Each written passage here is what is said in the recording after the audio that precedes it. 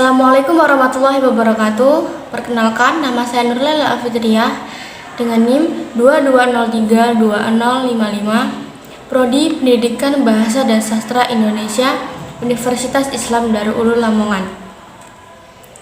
Saya di sini akan menceritakan dan mereview sebuah buku yang berjudul Anak Rantau karya Ahmad Fuadi.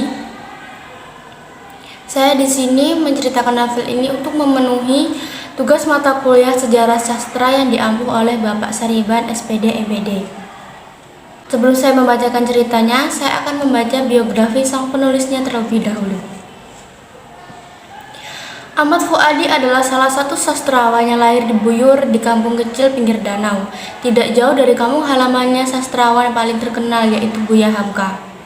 Namanya ini semakin terkenal ketika ia menerbitkan novel bestseller, yaitu Negeri Lima Menara, Rumah Rana 3, dan juga Rantau Satu Muara. Dari ketiga novel bestseller tersebut, dan akhirnya Ahmad Fuadi membuat kembali novel yang berjudul Anak Rantau. Anak Rantau adalah salah satu novel karya Ahmad Fuadi yang pertama kali terbit tahun 2017-an lalu. Novel ini menceritakan tentang kehidupan seorang anak kota yang tinggal ayahnya di kampung halaman dengan tujuan tertentu. Meski sang anak tidak terima dengan nasibnya tersebut, ia tetap menjalani kehidupannya di kampung sebagaimana mestinya. Namun naasnya dalam perjalanan kehidupannya, tanpa disadari anak tersebut ternyata menyimpan banyak dendam kepada ayahnya yang dianggap meninggalkan dirinya semasa kecil. Oke, saya akan lanjut ke dalam cerita yang lebih dalam dari buku novel karya Ahmad Fuadi ini. Awal cerita novel Anak Rantau karya Ahmad Fuadi ini bermula dari kisah seorang ayah yang bernama Matrias yang membawa anak laki-lakinya yang bernama Happy pulang kampung halamannya di Tanjung Durian di Ranah Minang. Happy adalah anak laki-laki yang tinggal bersama ayahnya Matrias dan kakaknya yang bernama Dora. Ibunya meninggal setengah jam setelah melahirkan Happy. Pagi itu, Matrias bersiap-siap ke sekolah untuk mengambil rapot Happy. Dia menggunakan kopiah hitam hanya dipakai untuk acara istimewa saja. Selama ini, Matrias mengetahui bahwa Happy tidak pernah mengecewakannya soal nilainya dan prestasinya juga di sekolah. Namun kali ini berbeda. Rapot itu tidak ada tulisan sama sekali, tanpa goresan pena sedikit pun. Ternyata Happy sering bolos, tidur di kelas, dan kerap mengganggu temannya di kelas. Ditambah, dia tidak mengisi lembar jawaban yang diberikan oleh guru. Matrias sangat kecewa dan geram dengan kelakuan anak laki-lakinya itu. Awalnya, dia mengetahui Happy anak pintar dan cukup berprestasi di sekolah. Namun, kali ini didapatnya tidak sesuai dengan yang diharapkan. Karena kelakuan Happy ini, ia berencana untuk mengirim anaknya ke kampung halamannya di Sumatera Barat. Dengan cara membawa Happy liburan ke kampung dan Happy menyetujui ajakan ayahnya untuk berlibur di sana. Bahkan yang dirasa Happy, meskipun lapor itu kosong, dia akan datang begitu saja, tanpa dia merasa curiga dengan ajakan ayahnya tersebut. Mereka hanya akan pulang berdua, karena kakak Dora yang sudah SMA menolak ikut pulang. Happy sangat gembira dan mengemas baju, mainan, dan semua perlengkapannya ke dalam tas besar yang ia siapkan. Dan juga teropong kesayangannya itu. Bapak dan anak itu berangkat menggunakan pesawat Garuda dan tiba di Padang, lalu menumpang bis menuju kampung halaman di tepi Danau Telago. Perasaan Matrias bercampur aduk ketika menginjakan kaki di tanah kelahirannya. Sudah 17 tahun dia menolak pulang, tapi ternyata tak mampu menguras rasa rindunya itu. Benci bercampur rindu. Sesampainya di depan rumah, belum sempat memegang tangan kayu Matrias dan Happy disambut oleh suara menggeram keras dari dalam rumah. Dia adalah Musa, bergelar Datuk Marajo Labiah, kakeknya Happy. Sekilas saja melihat tingkah hubungan anak beranak ini, Happy memaklumi kenapa ayah tidak pernah pulang dan menyingkir jauh-jauh dari kampung halamannya itu. Malam itu, Matrias bercerita tentang masalah yang ia hadapi. menggadaikan semua rasa malu dan mengalahkan dari sekalah-kalahnya kepada kakek dan neneknya Happy. Datuk Maharaja Labia berusaha menyembunyikan senyum kemenangan di balik kumis tebalnya. Akhirnya dapat mengalahkan anaknya yang pembangkang yang akhirnya pulang ke kampung meski ada tujuan untuk Happy. Malam itu, sebuah masa depan baru untuk Happy sedang tertulis. Nenek Happy pun menyinggung untuk mencari pengganti ibu Happy.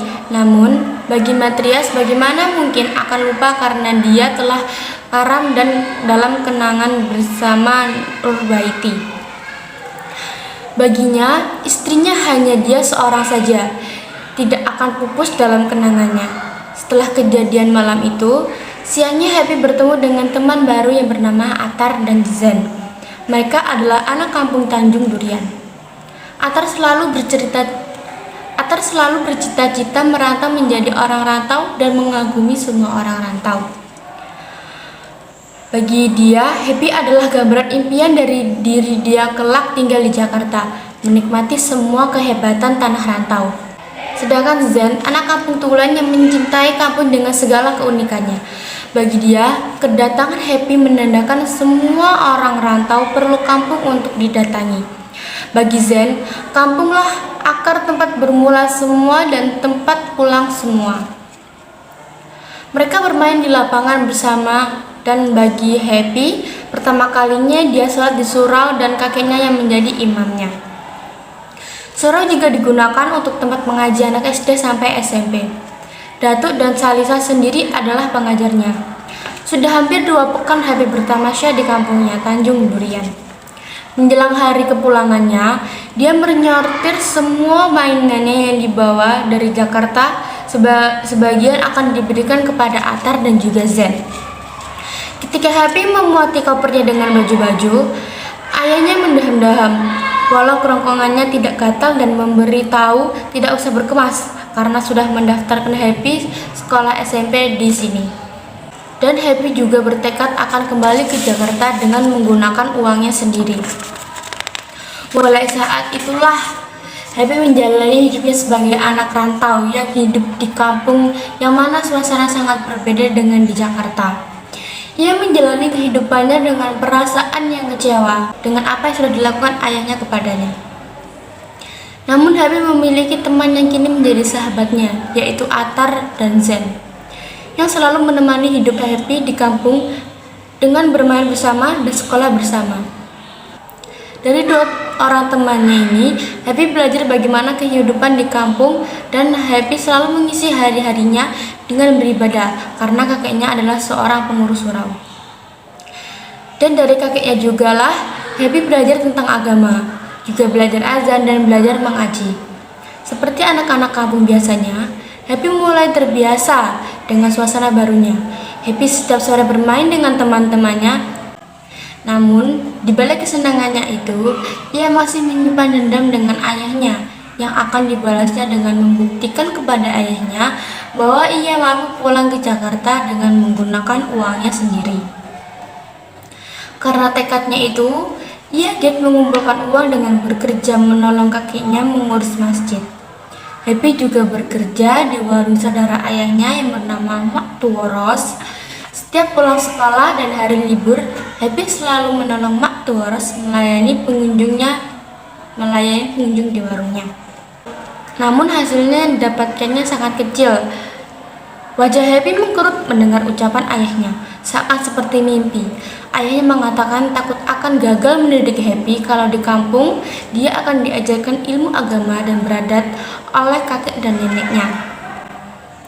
Ayah Happy berjanji akan membawa Happy pulang kembali ke Jakarta ketika sudah lulus SMA.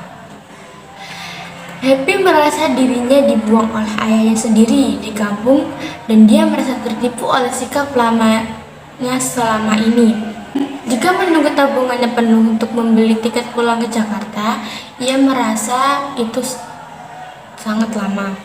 Kemudian dia mendengar bahwa ada perantau dari Jakarta yang juga teman ayahnya yang bernama Bang Lenon yang membuka bisnis kerajinan tangan di kampung Tanjung Durian. Happy tertarik untuk bekerja di tempatnya Bang Lenon. Happy juga datang ke rumah Bang Lenon dan mengatakan kepadanya bahwa ia akan mencari uang untuk pulang ke Jakarta. Bang Lennon menerimanya untuk bekerja dengan tugas mengantarkan dagangannya ke pembeli. Namun pekerjaan inilah yang kelak akan membuat dirinya merasa sangat berdosa dengan apa yang ia telah lakukan. Penghasilan selama ia bekerja dengan Bang Lennon lebih besar daripada ia bekerja di lapak McDonald's.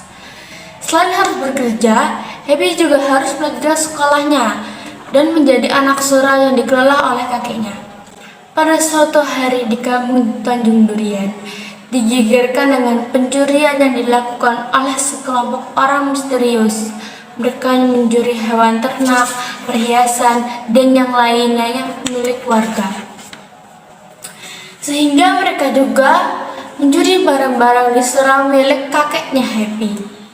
Melihat hal ini, Happy dan teman-temannya geram sekali dan berencana untuk menjebak mereka dengan memberi umpan 2 ekor kambing milik orang tua Zeng. Malam itu, mereka melancarkan aksinya dengan meletakkan kambing itu di batang mangga di dekat surau Gadang. Mereka mengintai pencuri itu dari rumah kakek Happy yang tak jauh dari lokasi kambing tersebut. Hingga tengah malam, pencuri itu tidak kunjung datang.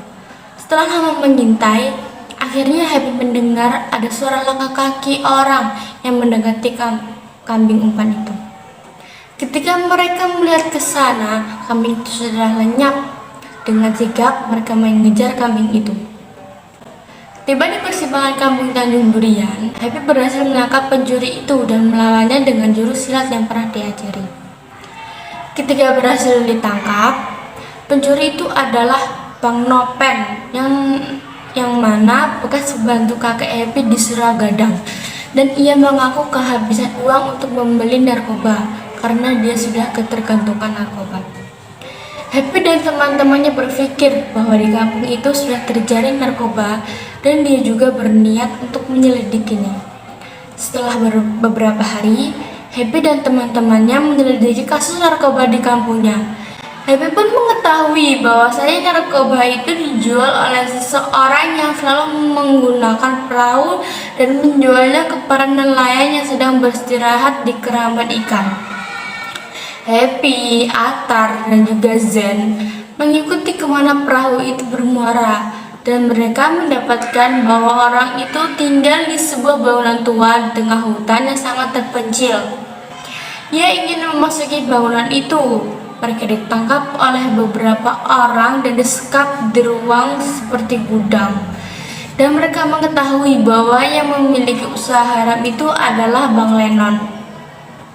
Ketika mereka sudah diambang kematian karena Bang Lennon akan membunuh Happy dan juga teman-temannya, di saat itulah kakak Happy dan pendekar Lukok datang menyelamatkan mereka. Rindu dan dendam kepada ayahnya masih terus mengganjal, tapi Happy merasa utang itu akan ditebus dengan kedatangan ayahnya ke kampung. Dia ingin mengurangi rindu dan dendam sampai terbayar lunas. Sampai ayahnya paham betul apa isi hatinya dan ia paham apa isi hati ayahnya. Di kepalanya masih terngiang-ngiang sepotong puisi yang dihadiahkan pendekar Lukok padanya. Dan saat itu dia ikuti. Bagi Happy, alam berkembang kini adalah kampungnya, tempat dia berburu rupa-rupa. Jakarta tempat dan dibanggakannya dulu semakin jauh, sedangkan kampungnya berjuta pengalaman dan pelajaran. Dari cerita ini banyak sekali amanat yang dapat kita ambil dan dapat kita petik, bahwa menjadi anak rantau tidak seburuk yang dibayangkan orang-orang.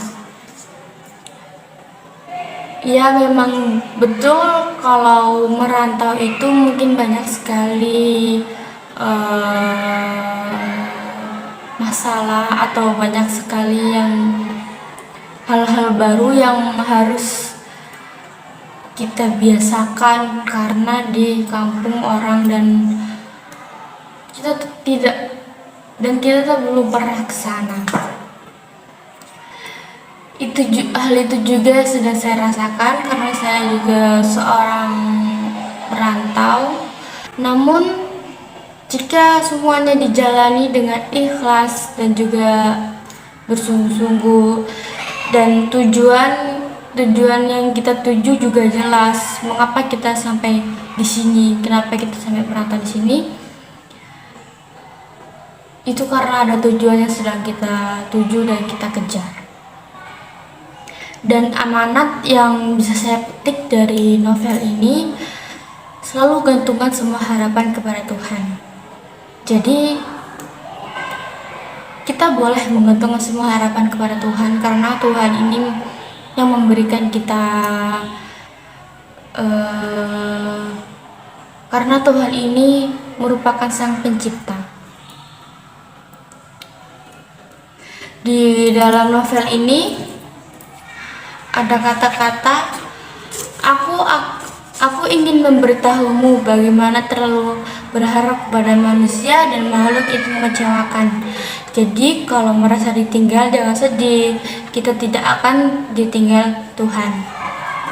Dalam novelnya, Ahmad Fuadi sempat menulis kalimat di atas.